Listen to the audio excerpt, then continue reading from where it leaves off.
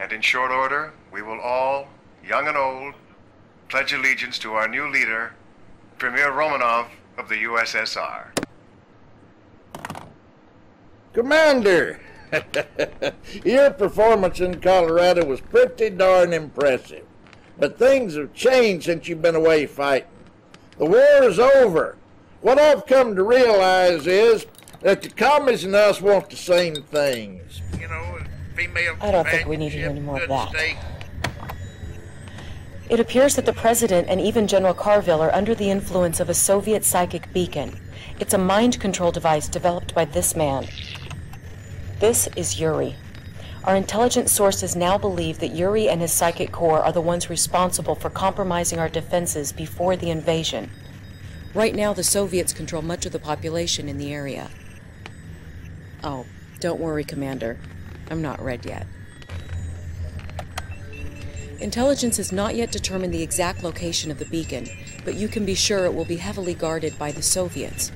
I can link you to all the unaffected troops in the area. Use them to destroy the beacon. With the beacon destroyed, the President will be free to secure a safer location. Establishing battlefield control. Stand by. This, sir, is our IFV. It is a multi-purpose raider capable of boosting the standard weapon capabilities of any infantryman inside. Battle Nice for them to give me some online. IFVs.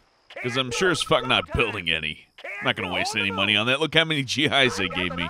You know what? Fuck it. I'm going to get some essentials down and I'm just going to attack right away. No reason to hold back and build up. It's not like I have a huge tech tree anyways.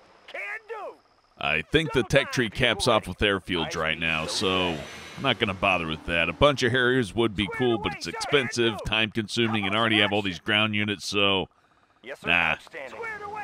I'll just attack with what they gave me, and if it gets rough, I'll change my strategy based on that.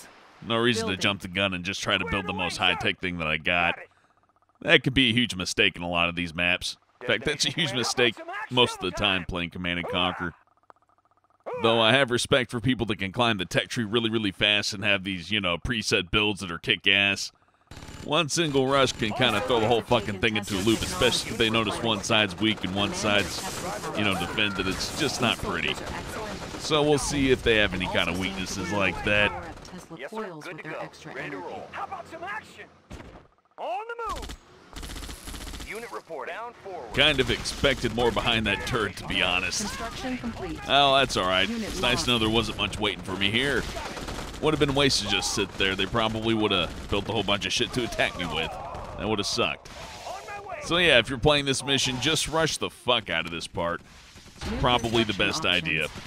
Building. Pretty sure that garrison earlier on is going to defend against most attacks, but I'm also sitting kind of near the bridge anyway, so once I blow all this shit up, I should be in a good defensive position. New construction options. I really love how the allied infantry function in this game. The whole, you know, bunker down aspect is really fucking nice. I especially like the fact that they actually do enough damage to destroy tanks and shit, so they're not completely useless. I mean, the ones in generals aren't completely useless, but you're not going to take a whole bunch of them out to attack a bunch of tanks. And I guess to be real, even in Red Alert 2, that's kind of stupid. A human player will just run over your infantry, but in a big group, they can do enough damage to where a tank might not even be able to reach them as long as you have enough of them. It'd be quite a bit that you need, and if they had 4 or 5 tanks, I guess you'd be fucked, but they definitely stand a way better chance against tanks and building defenses than the, you know, Rebels and the Rangers did in Command & Conquer Generals. They just didn't have the same punch in those games, you know? Which is alright. I mean, different games, different balance. They don't always have to be the same. I just prefer the Red Alert 2 infantry. Moving out. Ready to roll. Good to go. Seems like the garrison's doing its job. Not much to worry about here. Unit ready. Squared away, sir.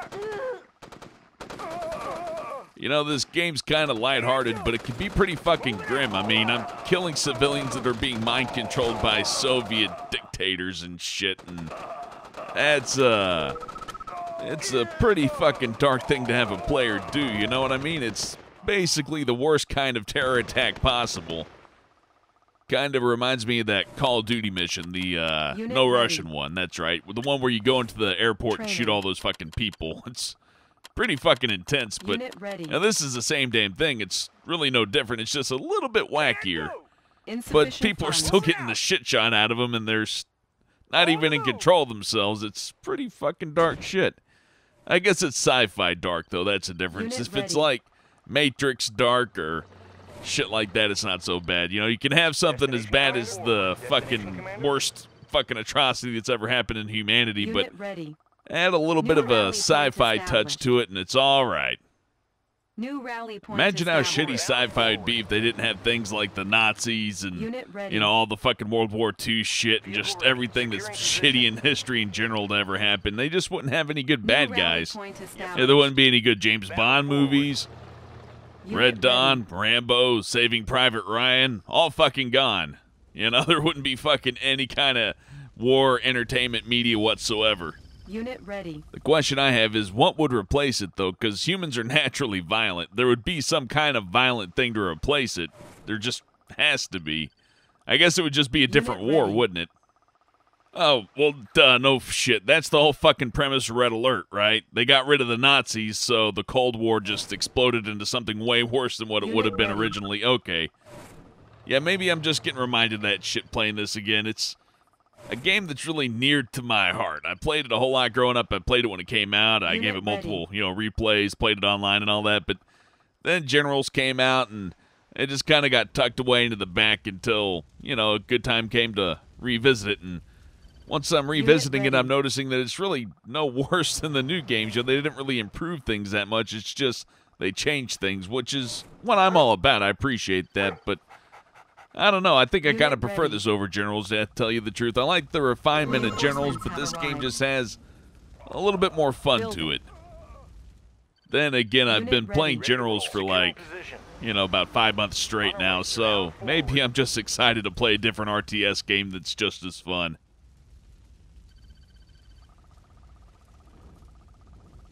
I wish Generals had dogs. But if they did, then Colonel Burton would be pretty much fucking useless. Well, I guess they kind of have dogs. The USA side does have those little drones with the machine guns on them, and, I guess they could spot out Burton or Lotus or something like that and kill them. That's a thing. Not to mention, I don't think that Jarman Kell can snipe them either, so I guess I take that back. You just have to change your perspective a little bit. Instead of dogs, there's drones, which makes a lot of sense when you think about it. They kind of nailed it with Generals. It's pretty fucking accurate reflection of how things are these days, sadly. At least I think it's a more accurate representation than that Battlefield 4 shit, to where we're attacking China and all that, because honestly, I don't see America and China attacking each other. That just doesn't seem like anything that either country would do, just because of the sheer cost. They don't get anything from it, so why would they do it? Everything that they do is influenced by how much money they're going to get. China's not going to come invade America and get a bunch of oil, and we're not going to invade them and get a bunch of fucking oil, so why will we ever fight? In fact, we owe China a whole bunch of money, so if they blow us up, we can't pay them back. And if we attack them, we spend the money that we could have spent paying them back just to attack them over not being able to pay them back? Yeah, I don't get that. A lot of people, well, I don't know, not a lot of people. I'm just referencing the Battlefield 4 shit because it's interesting. I'll give it that. It's interesting, but it's kind of nuts. It's like saying if Canada attacked America and there's some kind of civil war between America and Canada and the Canadians took over, any kind of weird shit like that.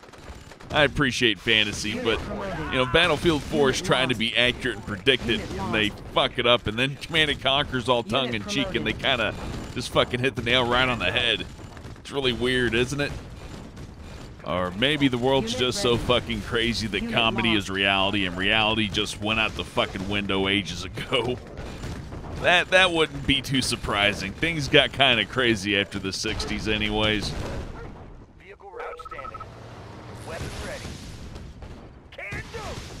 I feel pretty confident that I'm about to wrap this up. The command center's right there, just within reach. I'm sure the psychic beacon or whatever it is isn't too far away either. Let's wrap this motherfucker up.